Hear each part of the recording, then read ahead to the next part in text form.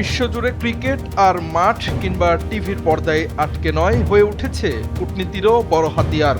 আসন্ন টি-20 বিশ্বকাপ থেকে বাংলাদেশকে বাদ দেওয়ায় ভারতের বিরুদ্ধে ম্যাচ বয়কটের সিদ্ধান্ত নিয়েছে পাকিস্তান। দেশটির প্রধানমন্ত্রী শেহবাজ শরীফ জানিয়েছেন, এই সিদ্ধান্ত নেওয়ার মূল কারণ হলো বাংলাদেশকে অযৌক্তিকভাবে বিশ্বকাপ থেকে বাদ দেওয়া এবং তার প্রতি সংহতি প্রকাশ।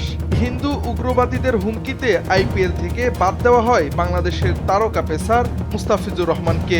এরপরেই ভারতে গিয়ে বিশ্বকাপ খেলতে অস্বীকৃতি জানায় বাংলাদেশ।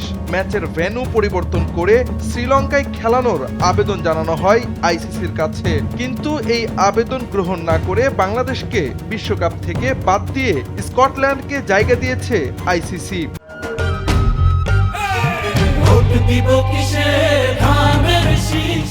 ওই সময় থেকে বাংলাদেশের পক্ষে অবস্থান নিয়েছিল পাকিস্তান। এরপর সর্বশেষ সিদ্ধান্ত চূড়ান্ত হলে পাকিস্তান জানায় তারা ভারতের বিরুদ্ধে গ্রুপ পর্বের ম্যাচ খেলবে না।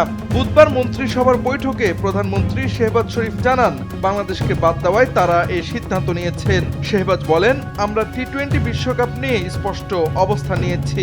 আমরা ভারতের বিরুদ্ধে খেলবো না, কারণ খেলার মাঠে কোনো রাজনীতি হওয়া উচিত নয়। আমাদের সম্পূর্ণভাবে বাংলাদেশের পাশে থাকা উচিত। আমি মনে করি ভারতের বিরুদ্ধে ম্যাচ বয়কট ছিল উপযুক্ত সিদ্ধান্ত।